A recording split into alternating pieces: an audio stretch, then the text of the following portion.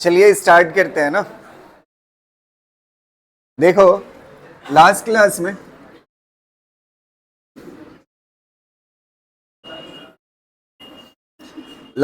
में जितना पढ़ा था उसी से आगे हमें देखना था। मैं थोड़ा बता के गया था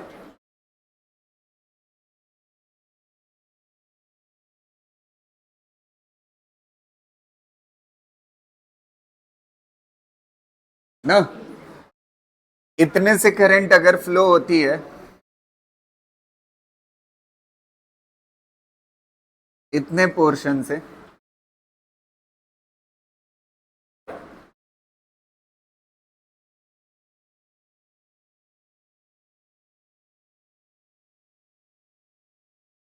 समझ आ रही ना बात। ये बीच वाला हॉलो है। बीच वाला कैसा है?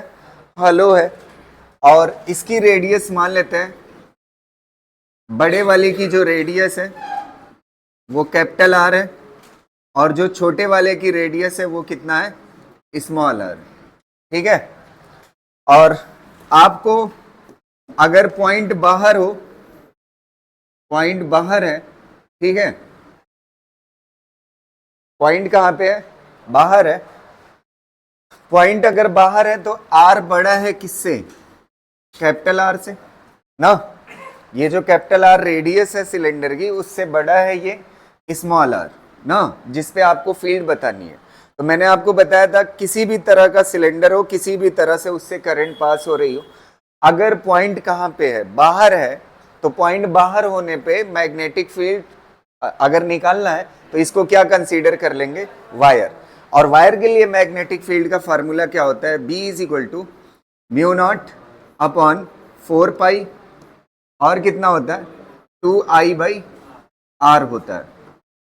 ये होता है बाहर वाले पॉइंट के लिए, चाहे जैसे भी सिलेंडर, तीन केस देखें, तीनों में ऐसा ही है। फिर उसके बाद दूसरा पॉइंट, अगर यहां पे किसी डिस्टेंस, मान लेते हैं सेंटर से किसी डिस्टेंस x पे आपको क्या चाहिए? मैग्नेटिक फील्ड ना।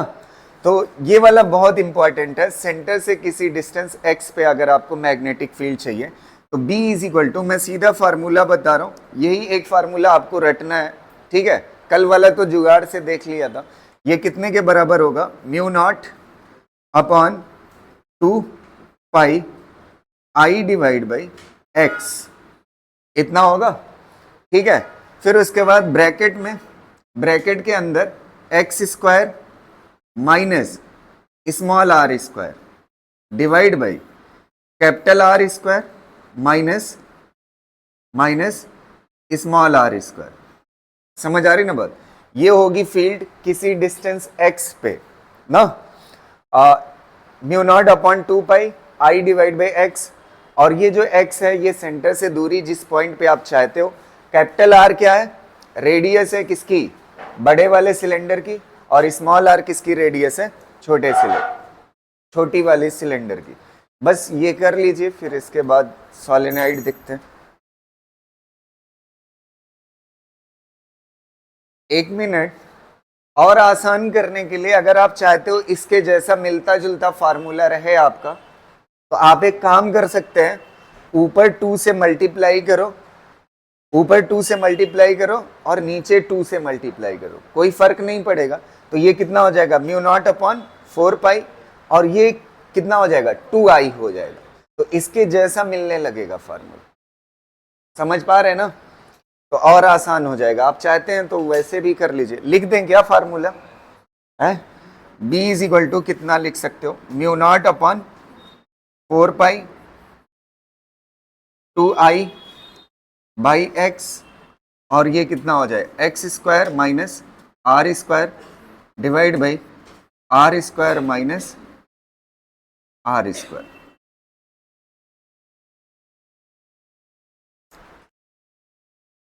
अगला कॉन्सेप्ट देखिएगा, सोलेनाइड। हेडिंग डालिएगा सोलेनाइड।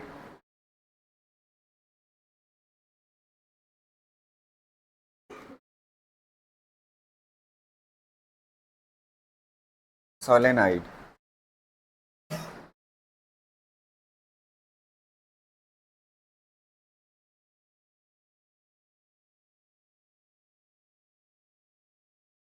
ई नहीं रहेगा, ठीक है। सोलेनोइड,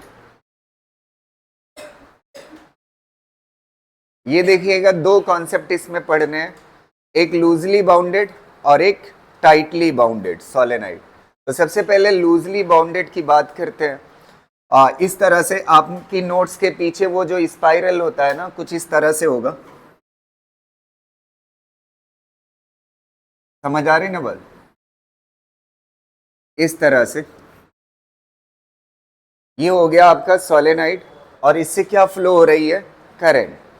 अगर करंट फ्लो हो रही है तो आपसे पूछा जाता है मैग्नेटिक फील्ड कितना होगी इसके अंदर कहीं किसी पॉइंट पे, समझ आ रही ना बात। तो इसकी पिक्चर थोड़ा सा मैं एक और पिक्चर बनाता हूं, देखिएगा। इस तरह से दो पार्ट में कर लेते हैं तो ज्यादा अच्छे से समझ आएगा ये बात ना।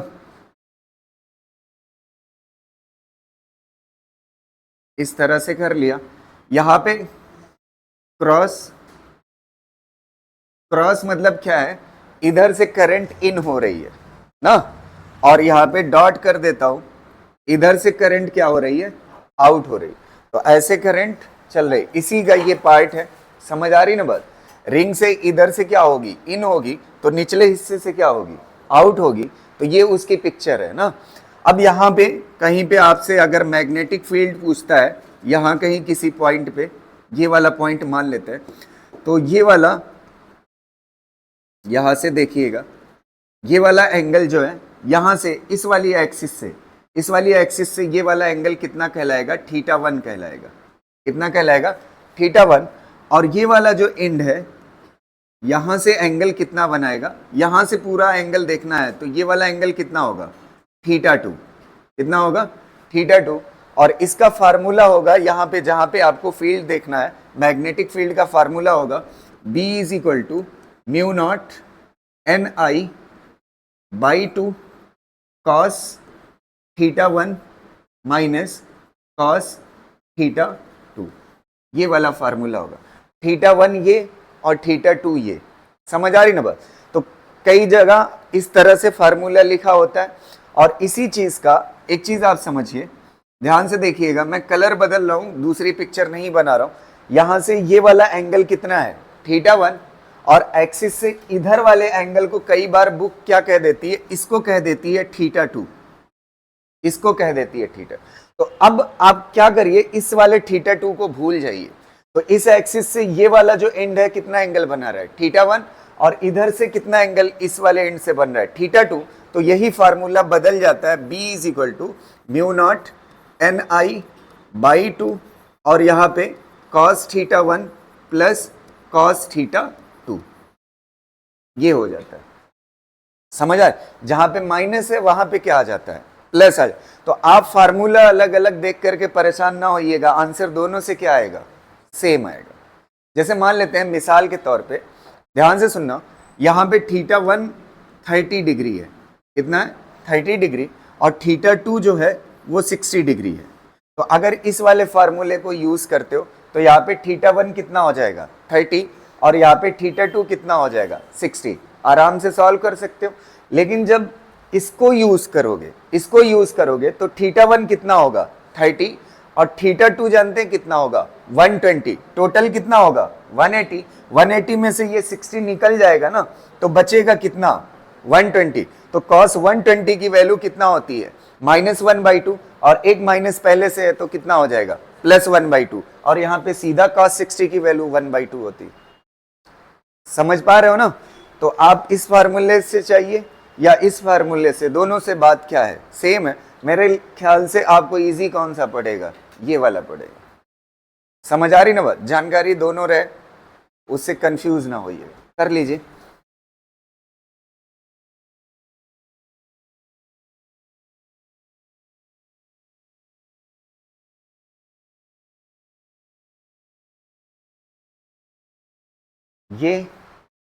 ये जानते हैं, खाली ऐसे जैसे ये रिंग है ना, ऐसे इस तरह से हमने एक पट्टी ऐसी ली है और एक इधर से क्या हो रही, इन करंट, और इधर से क्या हो रही, आउट।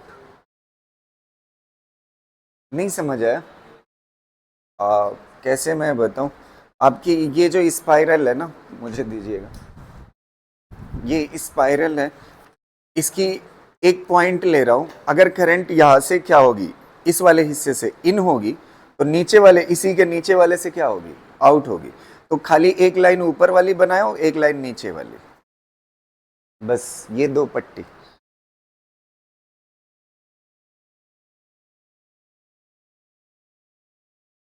है, बता रहा हूं वही चीज, यहां तक क्लियर है ना? ठीक है, इसमें आप म्यू नॉट आप पहचानते हो, म्यू नॉट क्या है, परमिएबिलिटी, क्या बोलते हैं म्यू नॉट को, परमिएबिलिटी। आई क्या है, करंट है, और एन क्या है, एन जो होता है number of turns, number of turns per unit length, number of turns per unit length. ठीक है, ये कैसे निकाला जा सकता है, टोटल टर्न आपको दिया हो है और टोटल लेंथ आपको दी हो, तो डिवाइड कर दो, तो आपको क्या मिल जाएगा, टर्न्स पर यूनिट लेंथ मिल जाए। क्लियर रहेगा ना? इस पे कोई क्वेश्चन क्या कराना यार, एंगल रख देना है, बस आंसर आ जाएगा। ठीक है, और नंबर ऑफ टर्न्स के बारे में जिक्र होगा, और आपको लेंथ भी दी होगी, तो number of turns divide by length कर दोगे, समझ आ रही ना बात? तो एन की वैल्यू आ जाएगी, स्मॉल एन की। क्लियर रहेगा? चलिए अब हेडिंग डालिएगा, टाइटली बाउंडेड सोलेनाइड, ये लूजली बाउंडेड था, कैसा था, लूजली, यहां पे आप चाहो तो लिख सकते हो लूजली बाउंडेड, लूजली बाउंडेड। अब अगला देखना है कौन सा, tightly bounded solenoid, tightly bounded solenoid.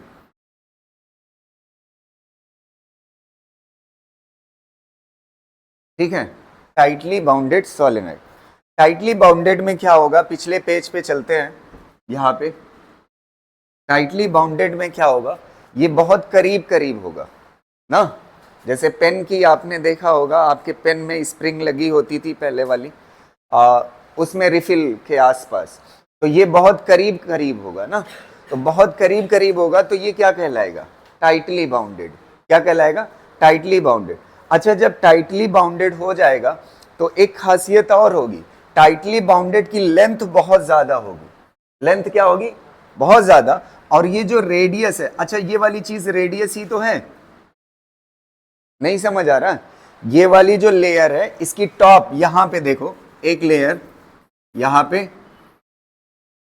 ये लेयर है ऊपर वाली, और ये कहां की है, नीचे वाली, एक से करंट क्या हो रही है, इन, और दूसरे से क्या हो रही है, आउट हो रही, तो ये दो लेयर है, तो ये वाला पोर्शन क्या है आपका, रेडियस ही तो है।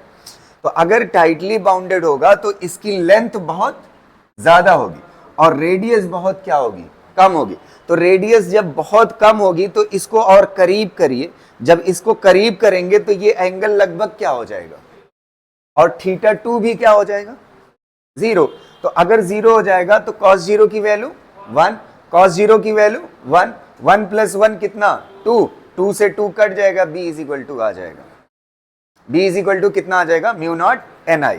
तो ये आंसर किसका हो जाएगा, टाइटली बाउंडेड का। टाइटली बाउंडेड के केस में L much much greater than क्या होता है, R होता है, समझ आ रहे हैं?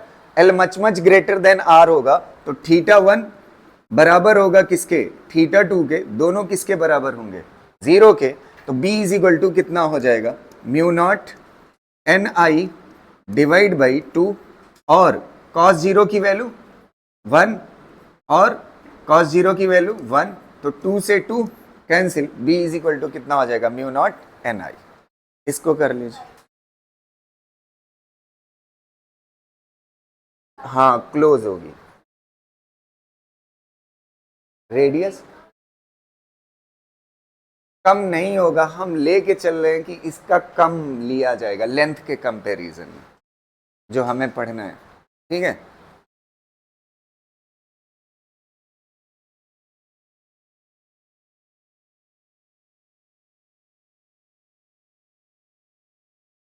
हमने उस रेडियस को घटाया नहीं, हम मान के चल रहे हैं कि लेंथ के कंपैरिजन में रेडियस लगभग क्या है, नेग्लिजिबल।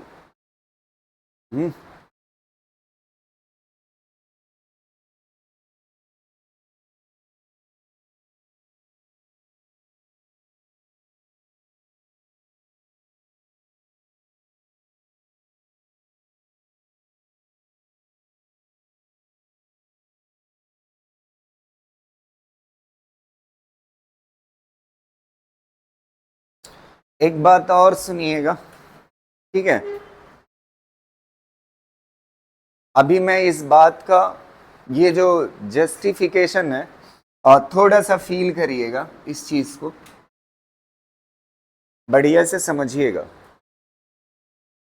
अगर ये बहुत बड़ी लेंथ है और टाइटली बाउंडेड का केस है, किसका है, टाइटली बाउंडेड का केस है, तो टाइटली बाउंडेड के केस में एक पॉइंट लेते हैं यहां पे बाहर, ध्यान से सुनना, एक पॉइंट लेते हैं बाहर। दो तरीका है इसको जस्टिफाई करने का, या तो मैग्नेटिक फील्ड लाइन से मैं करूं या तो यहां से करूं। तो यहां से करना मेरे लिए आसान है क्योंकि यहाँ पे मैग्नेटिक फील्ड समझा हमने। तो देखना, इसकी दो लेयर है, एक ऊपर वाली और एक नीचे वाली, एक से करंट इन हो रही है और एक से करंट आउट हो रही है। अगर आपका ये सोलेनाइड टाइटली बाउंडेड है, तो टाइटली बाउंडेड होने की वजह से, टाइटली बाउंडेड होने की वजह से इसके करीब में जो फील्ड बनेगी एक लेयर की वजह से या एक प्लेट की वजह से, ये मान लीजिए एक प्लेट है, एक प्लेट की वजह से जो फील्ड बनेगी लगभग कैसी होगी, कांस्टेंट होगी। कैसी होगी, कांस्टेंट होगी। तो अगर कांस्टेंट होगी, इसमें करंट किधर है, अंदर है ना, तो इस पॉइंट पे फील्ड किधर बनेगी, इधर। तो इधर बनाएगा फील्ड ये ना, और ये वाला किधर बनाएगा, इधर की तरफ ना। और लगभग मैंने बताया ना, यूनिफॉर्म फील्ड बनाएंगे। कैसे बनाएंगे, ये दोनों लगभग करीब है ना, बहुत क्लोज है ना, टाइटली बाउंडेड में यही लिया, तो क्लोज है तो डिस्टेंस कोई खास फर्क नहीं है। तो जितना फील्ड ये वाला इधर बनाएगा उतना फील्ड ये इधर बनाएगा। तो टाइटली बाउंडेड में बाहर की तरफ फील्ड नहीं होती, सिर्फ कहां पे होती है, अंदर। लेकिन अगर लूजली बाउंडेड होगा तो ये कैसे होंगे, दूर दूर, जिसमें डिस्टेंस मायने रखेगी, तो नेट फील्ड बाहर होगी। तो एक पॉइंट लिख लीजिएगा, टाइटली बाउंडेड में बाहर फील्ड क्या होती है, जीरो होती है। लिखिएगा, in tightly bounded solenoid, in tightly bounded solenoid, in tightly bounded solenoid,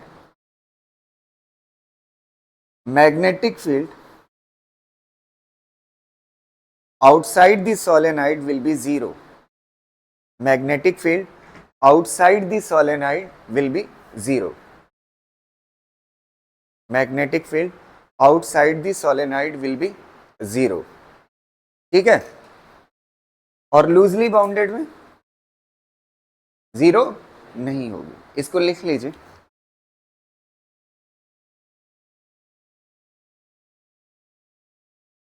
अपनी लैंग्वेज में लिख लीजिए। लूजली बाउंडेड में आउटसाइड फील्ड जीरो नहीं होगी। समझ आ रही ना बात?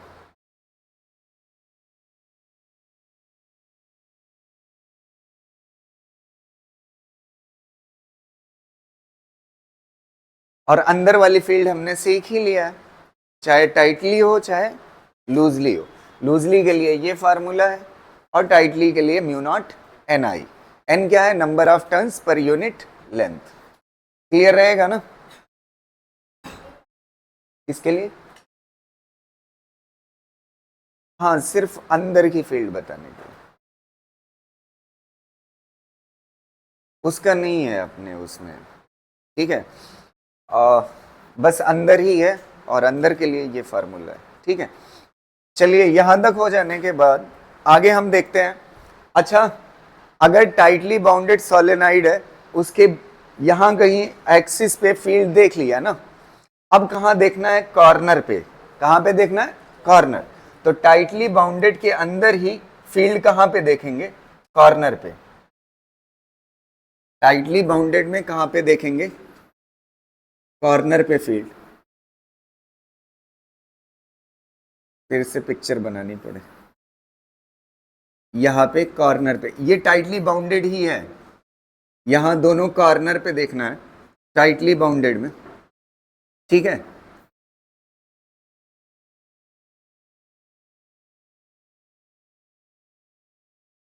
इसमें डॉटेड कर दो और इसमें क्रॉस कर दो,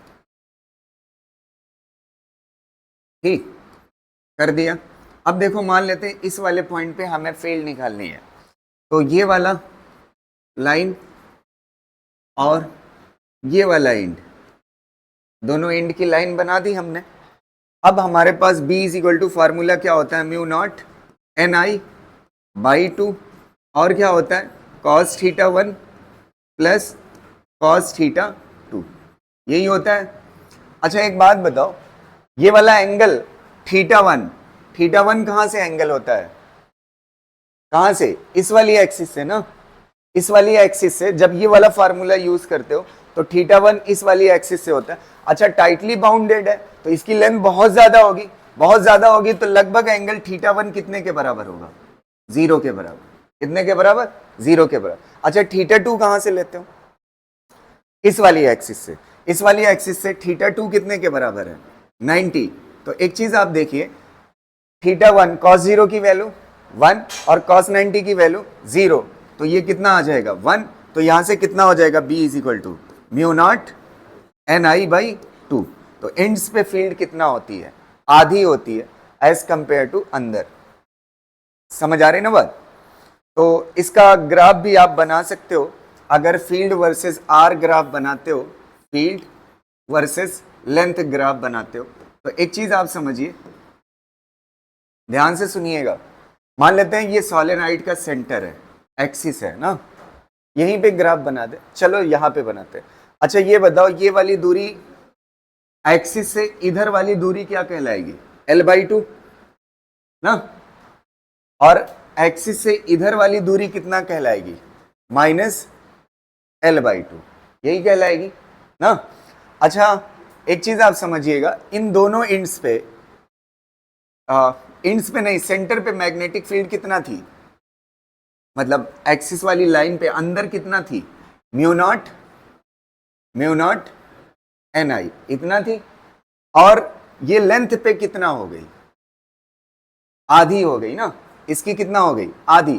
तो ये ग्राफ कुछ बुकों में थोड़ा सा स्लोप टाइप बनाते हैं और कुछ में ऐसे सीधा कर देते हैं,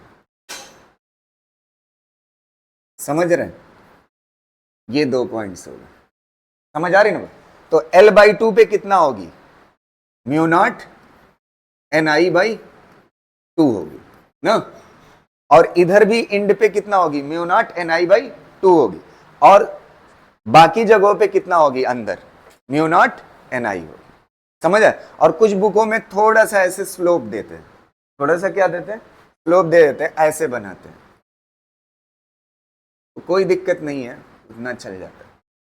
समझ गए ना, इसको बना लीजिए, कर लीजिए।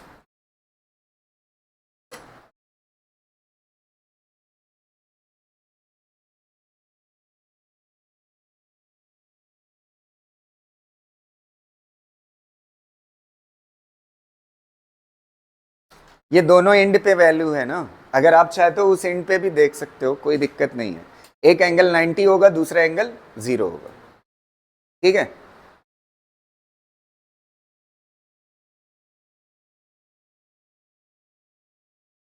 अगला देखें, क्वेश्चन अभी करते हैं इस पे, सोलेनाइड पे। पहले टोराइड भी निपटा देते हैं ना, ठीक।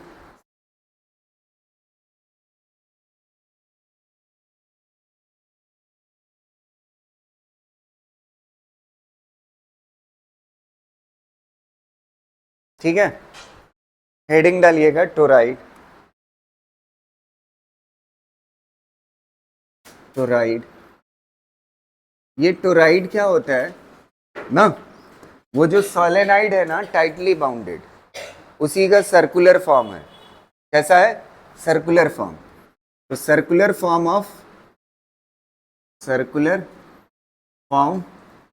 ऑफ सोलेनाइड, सोलेनाइड का सर्कुलर फॉर्म क्या कहलाता है, टोराइड कहलाता है। जैसे ये मान लेते हैं मिसाल के तौर पे, ये है, ये वाली रेडियस जो है R1 है और ये वाली रेडियस जो है R2 है, बाहर वाले की। समझ आ रही ना बात? तो एक चीज आप समझिएगा, इसके ऊपर जो है वो क्या कहते हैं, अरे बाप,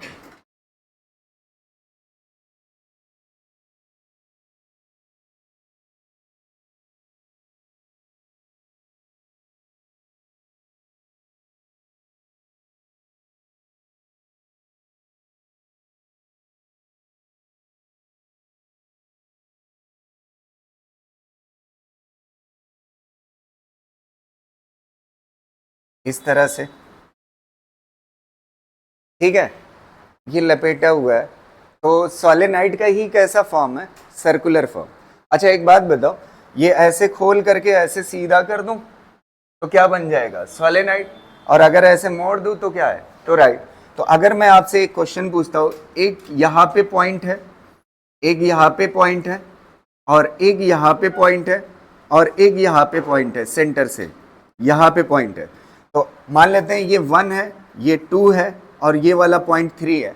आप मुझे थोड़ा सा बताइएगा, 1 पे और 2 पे फील्ड क्या होगी, 0 होगी, क्योंकि बाहर फील्ड नहीं होती टाइटली बाउंडेड के ना। तो यहां पे भी फील्ड नहीं होगी और यहां भी फील्ड नहीं होगी। तो B1 और B2 किसके बराबर होगा, 0 के बराबर ना। अब मसला कहां पे है फील्ड निकालने का, कहां पे है, 3 पे। कहां पे निकालना है फील्ड, 3 पे। तो B3 कितने के बराबर होगा, B3 जो होगा, समझ आ रही ना बात। B3 पे अगर आपको मैग्नेटिक फील्ड निकालनी है तो मैग्नेटिक फील्ड का वही जो सोलेनाइड का फॉर्मूला है टाइटली बाउंडेड का, वही वाला यूज होगा। जो टाइटली बाउंडेड का फॉर्मूला है वही वाला यूज होगा, ठीक है। क्या होता है टाइटली बाउंडेड का अंदर।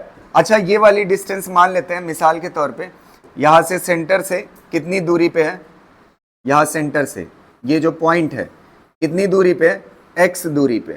तो x दूरी पे अंदर, इसके अंदर टोराइड के अंदर मैग्नेटिक फील्ड निकाल रहा है। तो फार्मूला क्या था हमारा, म्यू नॉट एन आई था ना। अच्छा एन क्या था, number of turns per unit length. इसके फार्मूले में थोड़ा सा बदलाव आएगा, number of turns per unit length, और ये क्या हो जाएगी, करंट। अच्छा ये जो क्या कहते हैं म्यू नॉट एन आई और लेंथ, लेंथ कितने के बराबर होगी। एक चीज मैं यहां पे बना देता हूं, ये मान लेते हैं ऐसे एक्सिस है, ठीक है ये, और ये वाली इसकी रेडियस कितना है, x के बराबर। कितने के बराबर, x के बराबर। तो इसकी लेंथ ली जाएगी, ये कितने के बराबर होगा, 2 पाई x के बराबर। कितने के बराबर होगा, 2 पाई x। इसकी लेंथ जो होगी जिस पॉइंट पे आपको निकालना है, वो सर्किल की लेंथ कितना होगी, 2 पाई x। समझ आ रही ना। अगर ये सीधा होता तो इसकी जरूरत नहीं पड़ती, समझ पा रहे हैं ना। सीधा लेंथ दिया होता 10 सेंटीमीटर का सोलेनाइड है या 20 सेंटीमीटर का, ऐसे दिया होता तो सीधा लेंथ ले लेते। लेकिन सर्किल वाले में क्या दिया होगा, है रेडियस दिया होगा। क्या दिया होगा, रेडियस दिया होगा। तो रेडियस दिया होगा तो जाहिर सी बात है ये एक्स क्या है, रेडियस ही तो है। अच्छा कभी कभी आपको फंसा देता है, ध्यान से सुनिएगा, ये एक्स निकलता कैसे है, एक्स जो होता है वो R1 और R2 ये दोनों रेडियस का क्या होता है, एवरेज होता है। क्या होता है, एवरेज होता है। समझ आ रही ना। आप जब निकालोगे ना, मतलब क्या कहते हैं, जैसे यहाँ पे लेंथ की जगह पे 2 पाई x लिया है ना मैंने, R1 R2 नहीं लिया है। क्या लिया है, x लिया है। x इसलिए लिया है क्योंकि आप कंफ्यूज होते R1 ले या R2 ले ना। तो R1 R2 नहीं बल्कि क्या लेना है, एवरेज लेना है। एवरेज कौन है, x है, और x कितने के बराबर है, R1 plus R2 divide by 2 के बराबर।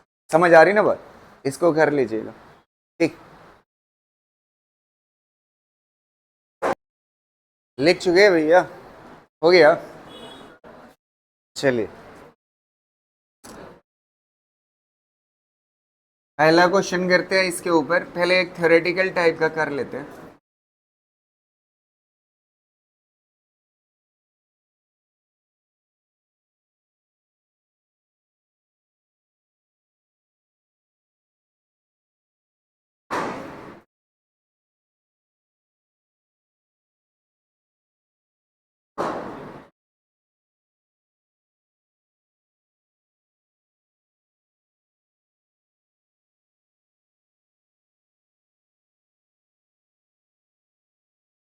इस क्वेश्चन को देखिए, ये बहुत ही हल्का सा क्वेश्चन है ना। 1 minute,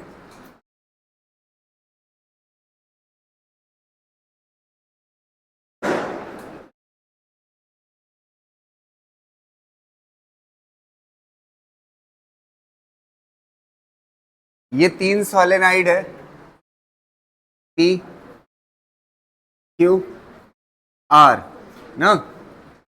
3 solenoid are connected to each other as shown in the figure. If the magnetic field at the P is T, इस वाले की 2, यहाँ पे is 2T होगा, is 2T. What would be the magnetic field at the center of Q? ना कह रहा है ये 3 सोलेनाइड लगे हुए हैं, P वाले के सेंटर पे मैग्नेटिक फील्ड कितना है, 2 टेस्ला है। तो आप ये बताइए Q वाले के सेंटर पे मैग्नेटिक फील्ड कितनी होगी। समझ आ रही ना बात। तो अगर टाइटली बाउंडेड सोलेनाइड है तो उसके अंदर मैग्नेटिक फील्ड का फार्मूला क्या होता है, B = μ0 मुझे एक बात पता है, अगर इधर से करंट I आ रही है ना, तो इधर से I आएगी तो इधर 2 पार्ट में इक्वल है तो इधर से कितना हो जाएगी, I/2, और इधर से कितना हो जाएगी, I/2। अगर करंट आधी होगी तो मैग्नेटिक फील्ड क्या हो जाएगी, आधी हो जाएगी। तो अगर यहाँ पे 2 टेस्ला था तो यहाँ पे कितना हो जाएगा, 1 टेस्ला। बस आंसर हो गया। और यहाँ भी कितना हो जाएगा, 1 टेस्ला। ठीक है,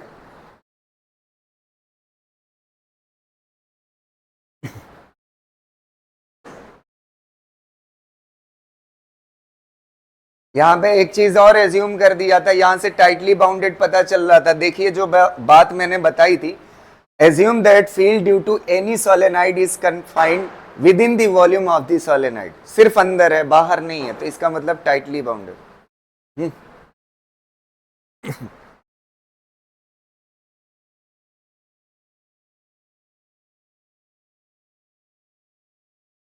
लिख चुके हैं ना।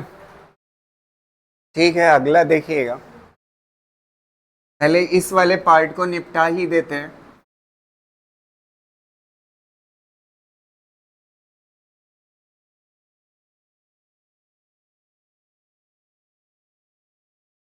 तो चलिए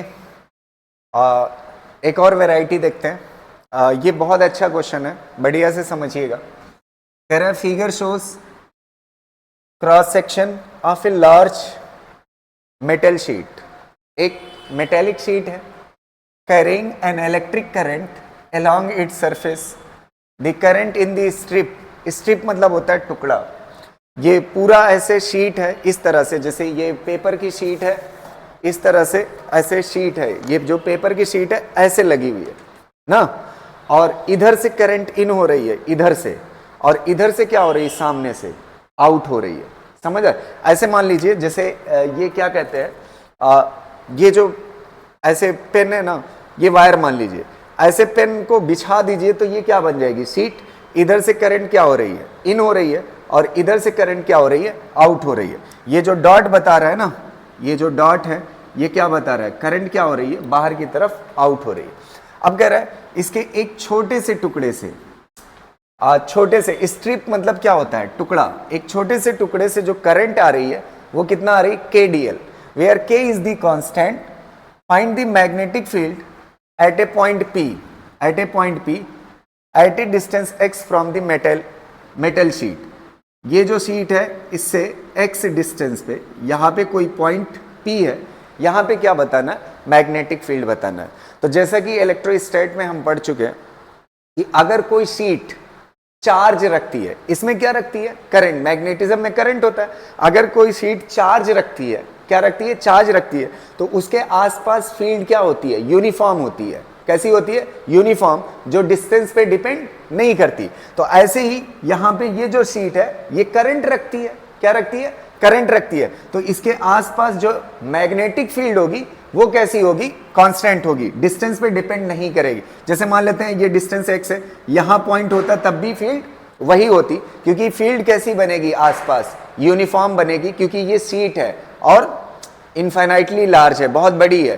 तो इनफाइनाइटली लार्ज शीट के आसपास मैग्नेटिक फील्ड कैसी होगी, कांस्टेंट होगी। अब इसके सॉल्व करने के 2 तरीके होंगे, या तो आप एम्पियर सर्किटल लॉ से चले जाइए, तो उसमें लूप एज्यूम करना पड़ेगा, फिर सॉल्व करना पड़ेगा, तो टाइम लगेगा। तो हम कोशिश करते हैं इसको जल्दी से आंसर लाने की। तो इसमें क्या होगा, एक फार्मूला मैं आपको बता रहा हूँ, किसी शीट की वजह से किसी डिस्टेंस x पे मैग्नेटिक फील्ड कितना होगा, उसका formula B is equal to mu not I divide by 2 होगा। म्यू नॉट आप पहचानते ही हो। आई यहां पे करंट नहीं है, इससे पहले जहां जहां आई लिखा हुआ है जो भी पढ़ाया उसमें करंट हुआ करता था। यहां पे जो आई है वो करंट पर यूनिट लेंथ है। यहां पे ये जो आई है करंट पर यूनिट लेंथ है। क्लियर रहेगा? ये फार्मूला सीधा आपको क्या बता देगा, किसी डिस्टेंस x पे मेटल शीट से अगर करंट बह रही है तो किसी डिस्टेंस x पे मैग्नेटिक फील्ड क्या होगा, इस फार्मूले से आप पता कर सकते हो। क्लियर रहेगा? तो चलिए, ये तो हो गया हमारा फार्मूला, ठीक है। अब यहां पे क्वेश्चन के अकॉर्डिंग देख लेते हैं। और एक चीज और देख लीजिए, यहां पे ये जो फार्मूला है यहां पे कहीं पे x दिख रहा है नहीं ना, तो इसका मतलब फील्ड डिस्टेंस पे डिपेंड नहीं कर रही, यूनिफॉर्म फील्ड है। चलिए अब फार्मूले के अकॉर्डिंग जाते हैं। कह रहा है एक छोटे से टुकड़े से, ये जो शीट है इसके छोटे से टुकड़े से करंट कितना बह रही, KDL मतलब, अच्छा DL मतलब क्या होता है, ये पूरी लेंथ कितने के बराबर होगी, L के बराबर। तो छोटा सा टुकड़ा कितने के बराबर होगा, DL लेंथ का। तो DL लेंथ से जो करंट बहेगी वो छोटी करंट होगी, वो कितने के बराबर होगी, DI। कितने के बराबर, DI। तो DL लेंथ से DI करंट, L लेंथ से टोटल करंट बहेगी। या तो आप ऐसे देख लीजिए, इंटीग्रेट कर दीजिए, टोटल करंट अगर आपको जानना है तो ये क्या है, छोटी सी करंट, इंटीग्रेशन लगा हुआ है, छोटी करंट के साथ इंटीग्रेशन लगा हुआ है, इसका मतलब टोटल करंट यहां पे क्या हो जाएगा, I हो जाएगा। अच्छा यहां पे K क्या है, कांस्टेंट, K बाहर आ जाएगा और बचेगा क्या, इंटीग्रल DL मतलब छोटी सी लेंथ, इंटीग्रल लगा हुआ है, इसका मतलब टोटल लेंथ। तो यहां पे क्या हो जाएगा, KL हो जाएगा। क्या हो जाएगा, KL। ये हो गई आपकी क्या, टोटल करंट जो इस शीट से बह रही है। ऐसे शीट, ये वायर है ना, ये वायर ऐसे बिछे हुए हैं तो शीट बन जाएगी, इधर से करंट इन हो रही, इधर करंट क्या कर रही, आउट कर रही, और टोटल करंट कितना आ रही है, I is equal to KL। हमें यहां पे क्या चाहिए, करंट पर यूनिट लेंथ चाहिए। तो करंट पर यूनिट लेंथ चाहिए, मतलब capital I is equal to क्या होगा, current divide by length. Current कितना है, KL, और लेंथ कितना है, L क्या हो जाएगा, कैंसिल। करंट पर यूनिट लेंथ कितने के बराबर, K के बराबर। यहां पे पुट कर दीजिए, B इज इक्वल टू कितना हो जाएगा, mu naught K divide by 2 ना। बस आपका आंसर आ गया इस क्वेश्चन के अकॉर्डिंग, यही होगा आपका आंसर। क्लियर रहेगा, एकदम सिंपल सा। बस आपको ये बात याद रखनी है, किसी डिस्टेंस x पे मेटेलिक शीट के मैग्नेटिक फील्ड कितना होगा, इस फार्मूले से पता कर सकते हैं। हाँ एक चीज और, अगर डायरेक्शन पूछ लेते हैं कि मैग्नेटिक फील्ड किधर होगी, तो एक चीज आप देखिए, करंट किधर, राइट हैंड थंब रूल से चेक कर सकते हो, करंट इधर है। अच्छा पॉइंट किधर है, ऊपर, फिंगर किधर मुड़ रही है, मेरी तरफ, इधर की तरफ, तो मैग्नेटिक फील्ड किधर होगी, इधर की तरफ। समझ आ रहा? बस इसकी वैल्यू इतना होगी, आराम से कर सकते हो। एक क्वेश्चन और कर लेते हैं पूरे कॉन्सेप्ट की क्लियरिटी के लिए, पहले इसको नोट कर लीजिए।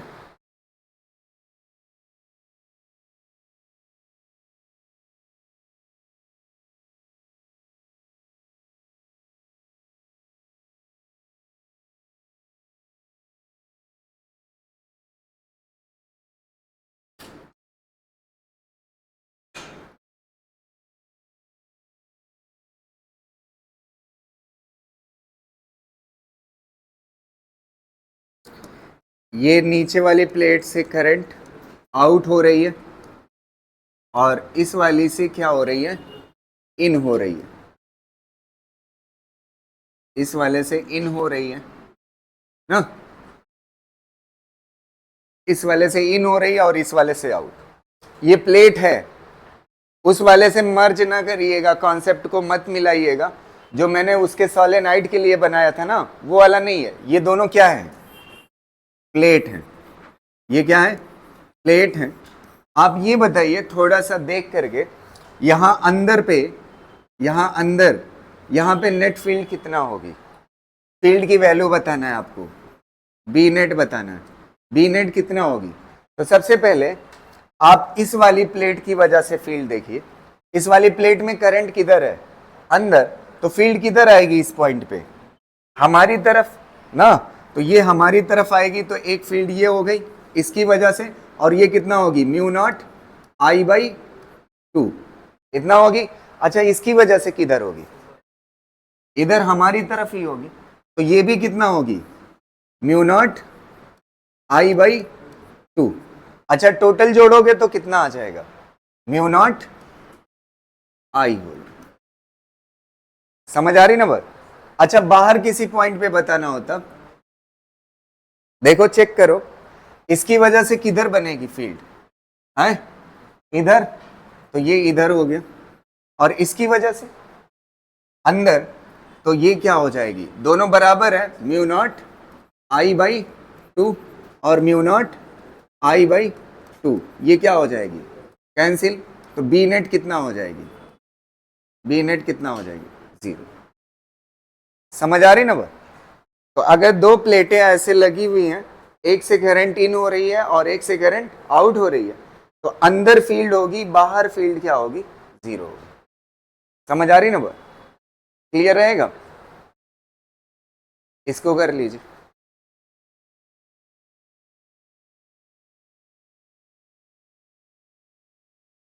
लिख चुके, अगला देखते हैं। अब ये वाला क्वेश्चन कर ले जाओगे ना, है वहां पे, अबे बाबू करंट अंदर, तो ऐसे पॉइंट नीचे है तो इधर आ गई फील्ड, और इसकी करंट बाहर और पॉइंट ऊपर, फील्ड इधर। ठीक है, दाहिना हाथ घुमाना है, ठीक है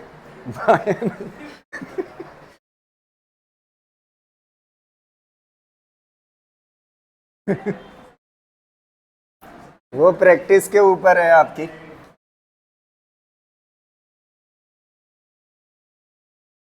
चलो,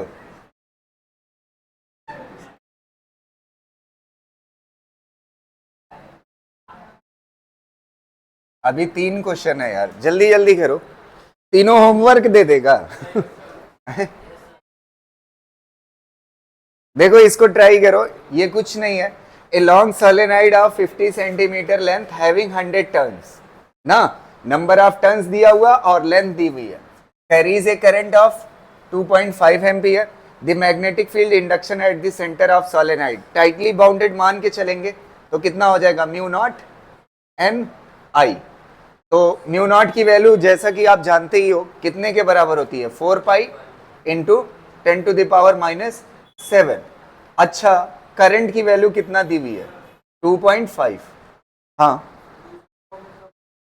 है, जब एंगल एंगल दिया होगा, ठीक है, समझ पा रहे हो ना, ये हो गया 2.5, और फिर उसके बाद n क्या है, n क्या होता है, number of turns per unit length, तो नंबर ऑफ टर्न्स कितने हैं, 100, और लेंथ कितनी है, 0.5, बस आंसर हो।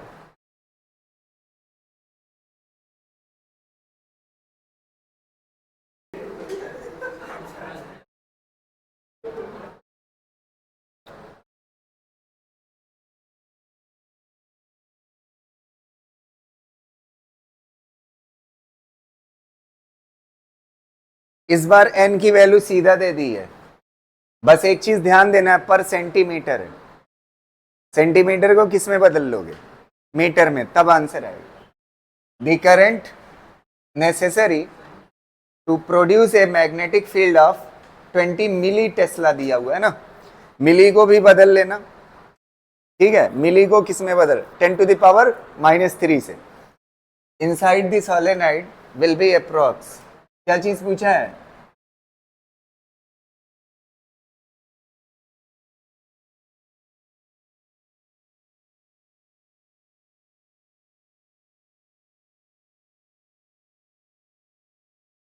द करंट नेसेसरी, करंट पूछा है ना, रेडियस की वैल्यू दी है कि नहीं, जरूरत, देखो B इज इक्वल टू क्या होता है, mu not N I, B की वैल्यू दी हुई है ना, बी की वैल्यू कितना दी हुई है, 20 मिली टेस्ला, तो 20 इंटू 10⁻³ म्यू नॉट की वैल्यू 4 पाई इंटू 10⁻⁻7। एन की वैल्यू कितना दी हुई है 20 पर सेंटीमीटर है ना, सेंटीमीटर को किस में बदल लो मीटर में। करंट पूछा है आई, ठीक है, कितना आया 10⁻10/4 पाई। हाँ ठीक,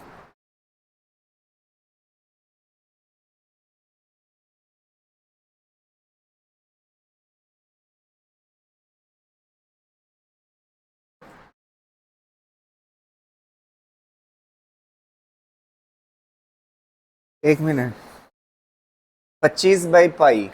हाँ, आंसर जो आएगा 25/पाई आएगा करंट का।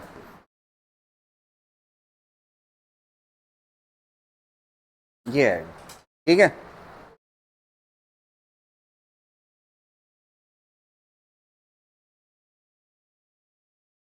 लिख चुके, ये वाला देखो,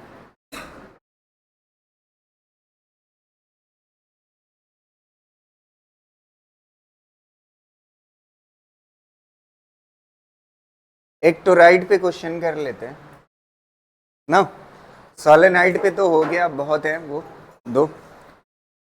the average radius of toroid made out of non magnetic material is 0.1। Average radius मतलब एक्स की वैल्यू, एक्स की वैल्यू सीधा दे दिया है कितना 0.1 metre, and it has 500 turns, it carries 0.5 ampere current, then intensity of the magnetic field along its circular axis in Tesla will be। आपको मैग्नेटिक फील्ड पूछा है, मैग्नेटिक फील्ड का फार्मूला वही होता है टोराइड और सोलेनाइड के लिए। यहाँ पे n की जगह पे क्या हो जाता है number of turns per unit length, और लेंथ कितना होती है 2πx, x की वैल्यू सीधा कितना दी हुई है 0.1। बस आप रखिए म्यू नॉट की वैल्यू, नंबर ऑफ टर्न्स कितना दिया हुआ है 500, नंबर ऑफ टर्न्स 500 हो गए, और करंट कितना दिया हुआ है करंट 0.5 एम्पियर, तो करंट की वैल्यू 0.5 और म्यू नॉट की वैल्यू ऑफ कितना आएगा आंसर पहला वाला ना।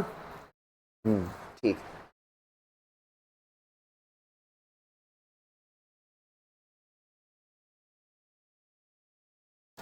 एक जाते जाते आखिरी थ्योरेटिकल क्वेश्चन जो मैंने लास्ट वो इस चैप्टर के पहली क्लास में पढ़ाया था उसको रिलेट करता हुआ, समझ आ रही ना बात, थ्योरी से रिलेटेड है, तो थोड़ा सा आप जवाब दीजिएगा उस थ्योरी को आपको कितना याद है और क्या सीखा था, ठीक है, फिर ये चैप्टर कंप्लीट हो जाए।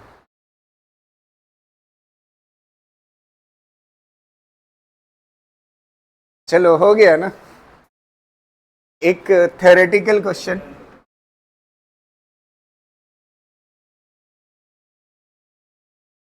ये वाला जवाब दीजिएगा।